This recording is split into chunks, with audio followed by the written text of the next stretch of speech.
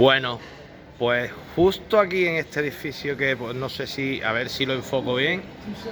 Este edificio antiguo de Telefónica fue justo donde apareció el sacerdote fenicio de oro.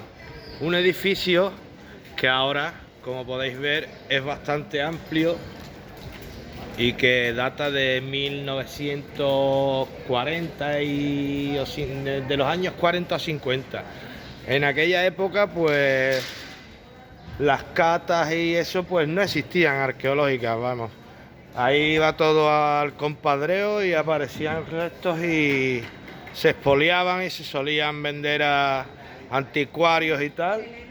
Y ahora pues tenemos la oportunidad de que una vez que el edificio vaya a ser remodelado, se empleen técnicas no invasivas de ecorradar o geolocalización, LIDAR, todo lo que se pueda incluir y se rastree la zona, puesto que es una zona de gran valor e interés arqueológico, porque justo a la espalda de este edificio tenemos también la zona de Cánovas del Castillo 35-37, donde aparecieron unos restos fenicios también de bastante importancia. Si seguimos un poquitín más hacia allá a la paralela, seguimos con la paralela de Cánovas del Castillo, pues llegamos hasta el Callejón del Tinte, donde recientemente se han encontrado pues esos restos de factoría metalúrgica que serían de vital importancia para el templo o el gran templo en época de la antigüedad, puesto que eso era un símbolo de poder y de estatus económico muy alto. Y sin irnos muy lejos de aquí, de esta zona, pues tenemos justo, me voy a girar despacito,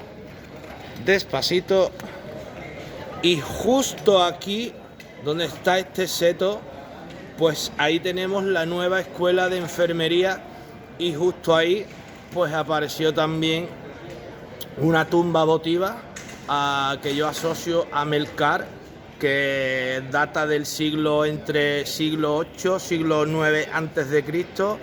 Se excavó en su totalidad, a excepción del pozo de mareas que apareció, que no fue excavado en su totalidad.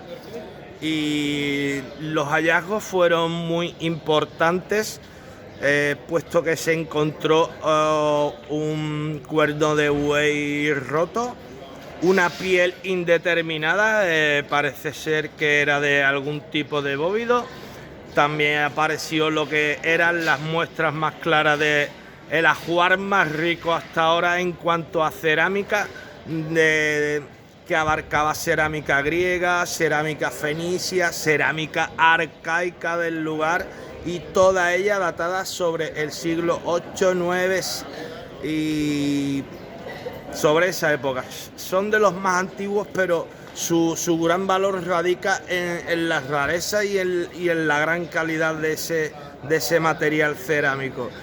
Y todo esto hace indicar que esta zona pues probablemente sería la que estaría ubicada pues el templo de Melcar, o que yo, con todos los datos que tenemos a día de hoy y todas las catas y hallazgos, descubrimientos y tal, sabiendo lo del el estudio del profesor Checa por la Universidad de Córdoba, que rebatió el estudio de la Universidad de Sevilla, que decía que el islote de Santipetri estaba sumergido unos 6 metros bajo el mar, o sea que toda esa zona era inviable totalmente para la localización o para que el templo estuviese allí. Y luego están los escritos antiguos que decían, por ejemplo, ese que decía: el templo se encuentra ubicado en una de las dos elevaciones que tiene la ciudad, elevaciones naturales que se encuentran justo en el lado de la curva, y el lado de la curva, si me permitís, estaría justo en lo que es el Palillero. Sería toda la orilla del canal Bahía Caleta, que llegaría hasta la zona de Diputación de Cádiz y poco más, porque el resto ya sería mar, acantilados, dunas, arena. ¿Qué vengo a significaros con esto? Pues lo que vengo a significaros es que la locación más posible y más viable, pues sin duda alguna es esta, ya que este sería la ubicación aproximada del templo de Melkar, y entonces tendríamos en la otra punta suroeste y sureste lo que sería el templo de Astarte y el templo de Baal-Amón. Si trazamos una línea entre punto y punto, pues que conseguimos que justo esta zona fuera la cúspide de una hipotética pirámide. O sea que sería una zona triangular, mágica, piramidal, como queráis llamarla, y en la que el templo de Melkar, ubicado sobre esta zona tan amplia que vengo comentándoos, pues tendría una significación votiva bastante amplia, y yo creo que con un carácter pues casi irrefutable. Pues si tiramos de hallazgos arqueológicos, pues hay muchos, y sería muy interesante poder pasar una maquinita por aquí. Ay, perdón, el folio, que lo tapo todo. Justo por esta esfera, pasar con el LIDAR, y ya os digo que en este edificio, que va a ser pues próximamente restaurado, sería muy importante, aparte de realizar catas en la zona más baja del edificio, pues meter máquinas que son no invasivas, y a ver si encontráramos restos de muros o alguna otra señal de alteración del terreno no natural. Y pues podría seguir indicando muchas cosas, pero lo más importante, en definitiva, es esto, y seguimos andando. Como veis, seguimos en el propio edificio de Telefónica, que, como os digo, es bastante amplio, llega hasta aquí. Pues no sé el fondo que tendrá, pero me imagino que esto llegará casi hasta la zona de Cánovas del Castillo. Y como os digo, ¿lo veis? Tenéis aquí lo que es el antiguo edificio Telefónica, donde apareció uno de los restos arqueológicos más importantes, el sacerdote dorado, que se encuentra en el Arqueólogo de Madrid. Desde aquí pido que sea repuesto al Museo de Cádiz lo antes posible, por favor. Es nuestro, apareció en Cádiz, debe de estar aquí.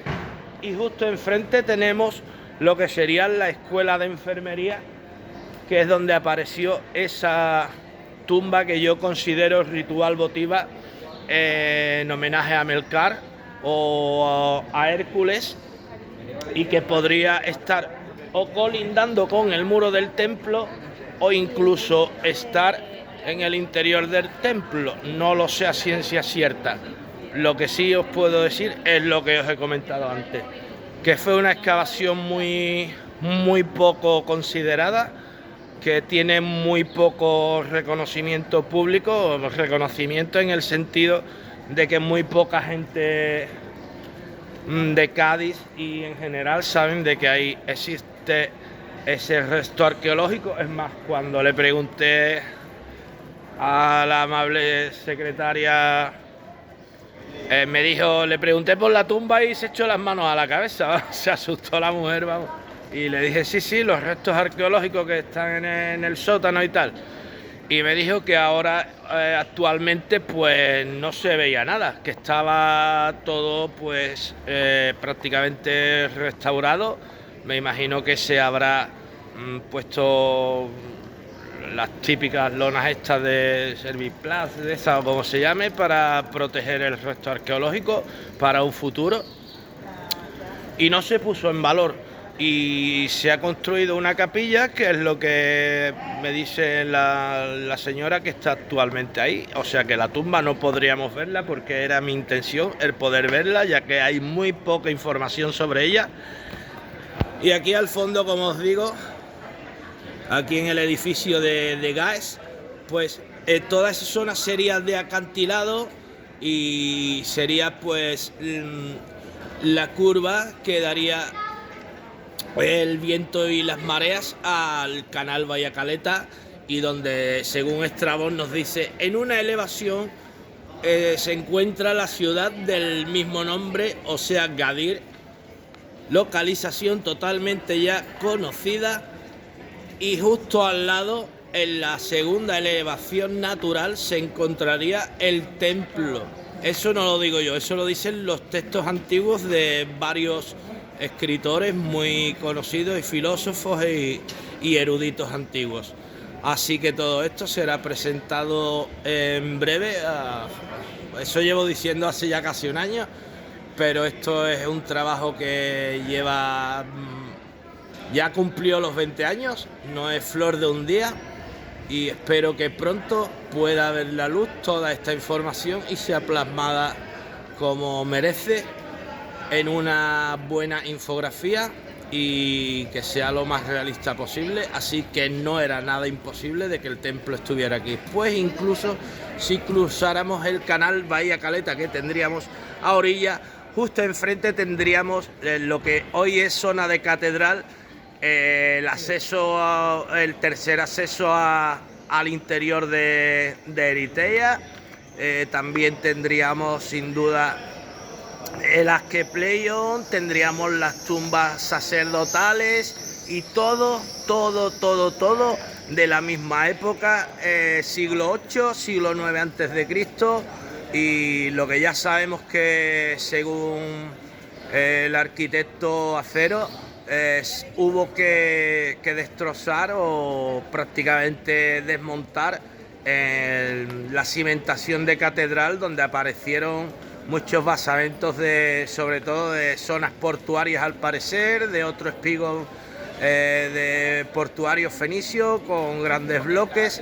Todo eso fue desmontado, así que por tanto la zona pues tendría todo, el centro tendría todo, el centro prácticamente del comercio pues estaría aquí en torno al templo, que como decimos tendría todo a su alcance, todo lo necesario para un templo. Una fábrica transformadora de metales, donde llegarían metales, entre otras, de la propia península, del extranjero, de la Galia, de la zona de la Bretaña, en fin, llegarían metales de todas partes que serían transformados aquí en estos talleres inmensos que aparecieron ahí en el Callejón del Tinte. O sea que mi especulación y mi hipótesis es que el templo estuvo ubicado en esta zona de aquí, como os comento. Y pues nada más, a expensa de, como os digo, de poder realizar esa infografía, que sé que va a costar muchísimo trabajo para que sea lo más fidedigna posible. Un saludo y muchas gracias.